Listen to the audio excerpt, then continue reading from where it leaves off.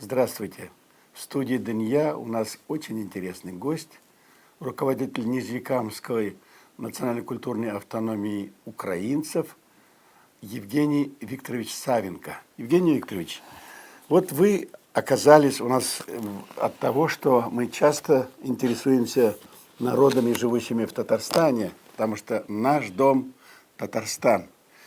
И известно, что ваша местная городская автономия одной из первых зарегистрирована, создана в Республике Татарстан. Это уже более 20 лет. Да, Расскажите. организация была создана в 1995 году. На первом собрании было всего 11 человек, сейчас организация заметно больше. Мы сразу зарегистрировались, мы ведем большую работу. В Татарстане среди украинских организаций есть еще 3, всего нас 4. У нас единственная воскресная школа для детей и взрослых. Ведем большую культурно-просветительскую работу не только между украинцами, но и среди людей, которые живут с нами в одной республике, живем вместе.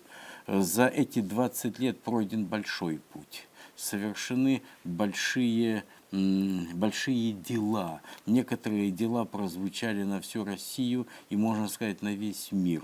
В 2006 году установили мемориальную доску на улице Кремлевской, посвященную президенту Украинской Народной Республики в 2018 году Михаилу Сергеевичу Грушевскому. Работаем не только на большие проекты, есть проекты у нас именно для Татарстана. Один из них – проводим детские конкурсы чтения стихотворений на украинском и татарском языках. Эти конкурсы долгое время, они у нас были Шевченко-Тукаевскими. У этих поэтов, несмотря на то, что они разной национальности, жили в разное время и далеко друг от друга, очень в биографии много похожих вещей и моментов. Оба рано остались сиротами. Шевченко остался в 4 года без матери. Тукай 7 женщин называл своей мамой. И мы оба выросли вдали от своего этноса, но они стали символом национальной культуры, символом национальной поэзии. Шевченко и Габдулла Тукай. Это их роднит. И мы в этом году проводим 6-й открытый конкурс. Он уже становится поволжский. Чтецов стихотворений Шевченко и Тукая. Дети читают стихотворения на татарском языке и читают стихотворения на украинском языке. Евгений Викторович, действительно это потрясающий факт. Не все из вас, наверное, даже знают, что именно в Нижнекамске, именно местные национально-культурные автономии украинцев проводится вот такой прекрасный праздник. В журнале «Наш дом Татарстан» Тукаевский и Шевченковский Петербург пишет. И тут про вас, ваши портреты даже дают. Дети, которые выступили наиболее удачно на этом конкурсе, мы для них организуем какое-либо большое мероприятие. 2 года назад дети-победители поехали в Москву. Значит, в тот год назывался конкурс «Люби и знай свой родный край», как Шевченко и Тукай. Большая делегация поехала в Москву, нас встретило представительство Республики Татарстан в Москве. Нам выделили автобус, мы побывали у памятника Шевченко, у памятника Тукаю, у памятника Мусы Джалиля. Нас встретили в гимназии татарской, которая работает в Москве. И вы знаете, встречи были очень интересные, потрясающе интересные. О одном таком незапланированном случае хочется рассказать. Когда мы общались с преподавателями и учениками татарской гимназии, одна девочка встала и прочитала стихотворение Мусы Джалиля «Ромашки». И вы знаете, на татарском языке. И потом мы поблагодарили, а хозяева хитренько смотрят на нас. Ну, мол, вы поняли, о чем это идет речь. А перед этим девочка выступала на республиканском конкурсе с этим стихотворением, но на русском языке. И вот эта маленькая Полечка встала и рассказала это стихотворение на татарском языке. Вы знаете, это было очень волнительно, это было искренне, это было неподготовлено, но очень, очень трогательно. Воспоминания были прекрасные. В следующем году конкурс назывался «Дорогами Шевченко и Тукая. Идем, храня тепло родного края». Дети, которые стали победителями, мы повезли их в Санкт-Петербург. В Санкт-Петербурге очень много мест, связанных с Шевченко. Он там учился, он там жил, он там работал. Но есть места в Петербурге и тукаевские. Тукай жил недолго, несколько дней, но интересные места эти почти все сохранились. Значит, когда он приехал, его пригласил в Петербург известный тогда татарский деятель Петербурга Муса Бикеев. Он жил на улице Сергиевская, и Тукай прямо с вокзала поехал туда к нему. Когда мы договаривались о местах, которые мы посетим в Петербурге, ту женщину, которая взялась быть нашим экскурсоводом, я спрашиваю, а мы попадем на Сергиевскую? Она говорит, конечно, попадем. Это мои родственники. То есть, вы представляете, потомки Мусы Бикеева, встречавшие татарского поэта Абдулу Тукая, встречали нас, украинцев из Татарстана. Это выдающийся человек, переводчик Корана Муса Бигиев. Так, Он так. действительно интересный человек. Нам, не всем татарам даже доступно вот такое, чтобы приехать туда. У него ведь там родственники есть. Вот Так это, что вот да, это да. родственница Альмира Наимовна. Вы знаете, удивительная женщина. Она встретила нас прекрасно. Она посмотрела, что мы искренне от души.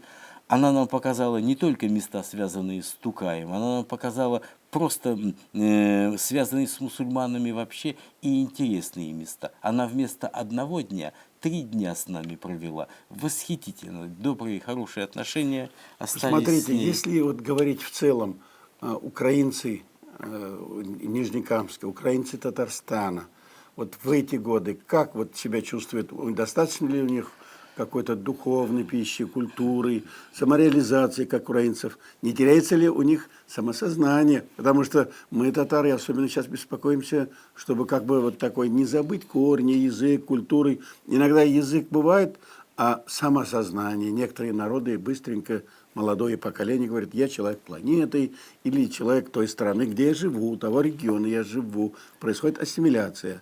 Как у вас с этим? Очень хороший вопрос, очень правильный вопрос. И даже вот эти конкурсы мы проводим именно для того, чтобы украинская молодежь ощущалась в себе именно украинская, чтобы она знала культуру своего народа, и она любила культуру своего народа и знала и уважала культуру других народов, с которыми живем рядом.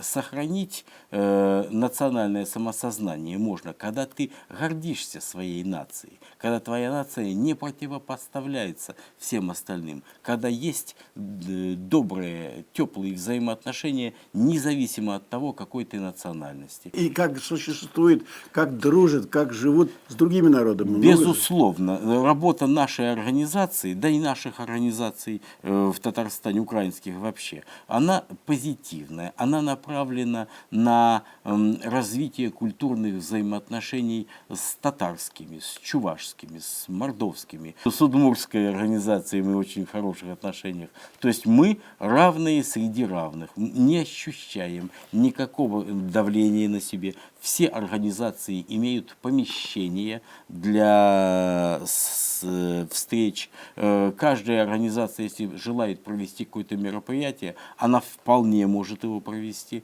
Зал дадут, видеооборудование, ну, то, что хочешь. Главное, чтобы твои мероприятия тобою организуемые, были направлены на созидание, на позитив. Когда говорят украинцы или там Киев, мы по советским временам помним, кто родился, кто исходил. Прекрасные киноактеры, авиаконструкторы, прекрасные вот такие люди есть. Действительно, мы и сейчас, и на экранах, и мы в памяти книжки, но и у нас в Татарстане следы такие есть. И мы, когда говорим об Украине последние годы, ну, я знаю Любченко, вашего руководителя. У нас одинаковая организация. Да, Да, просто он- казанского руководителя. Да. Казанского. Ага.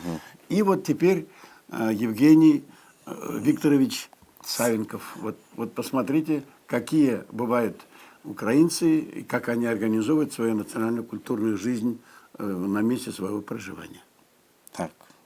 На прощание вы можете сказать, ну, может быть, новые какие-то у вас проекты есть, и какие идеи на будущее есть? Ну, мы проводим еще один конкурс в этом году, Шевченко-Тукаевский. В этом году конкурс будет несколько отличаться. Будут звучать стихотворения не только Шевченко и не только Тукая, а мы договорились, что будут звучать стихи и на татарском, и на украинском языках, посвященные маме, посвященные семье. Потому что семейные ценности в жизни каждого человека, они, безусловно, семейные ценности, они бесценны. Большое мероприятие мы намечаем на лето. 285 лет в Татарстан, в Казанскую губернию приехал с Киева Василий Григорьевич Пуцак, священник молодой, выпускник Киево-Могилянской академии. И жизнь его с тех пор была связана тесно с Казанью. Он очень много сделал для развития церкви именно в Татарстане. Достаточно сказать, что знаменитая архиерейская дача построена при нем, финансировал он. Проект был заказан известному петербургскому архитектору Растрелли, но и по его проекту сделали здесь. Все мы знаем, что на улице Баумана стоит карета Екатерины II. Ну, это, конечно, не сама карета, а ее копия. И когда Екатерина приехала, с ней привезли эту карету. Потом, как Екатерина поехала дальше, карета осталась здесь. И эту карету оставили самому почетному жителю города Казани в то время. Это митрополиту Вениамину. И он на 4 лошадей ездил на ней. Этот человек оставил о себе добрую память, не только как церковный деятель, а как просветитель. Он считал, что каждый малый народ Библию должен читать на родной речи. И он создал грамматику для удмуртов, для марийцев, для чувашей. У чувашей затем Яковлев и другие люди, они дополнили, улучшили эту грамматику, и они сейчас той грамматикой митрополита Вениамина не пользуются. А удмурты, например, этой грамматикой пользуются до сих пор. Митрополит Вениамин, когда умер, был похоронен в Семиозерной пустыне. Удмурты установили сейчас в этом монастыре памятный крест с мемориальной доской. И сейчас удмуртская и украинская организация тесно сотрудничают в деле, чтобы канонизировать имя митрополита Вениамина, причислить его к лику святых и отдать достойное этому человеку. Он того достоин. Вот так интересно сочетаются, особенно у нас в Казани, в Татарстане, вот такие элементы. В Кремле Благовещенский собор и Кул-Шариф. Вот вы упомянули архиерейские дачи, там были памятные места при Казанском ханстве, мусульманские. Потом как-то продолжены, что идешь по улице Баумана. Они сочетаются по времени и физически, и никак не противоречат друг другу. Дополняют друг друга и украшают. И это наше тоже достижение, это наша гордость. И вот ваша община тоже наша гордость. Благодарю вас на добром слове.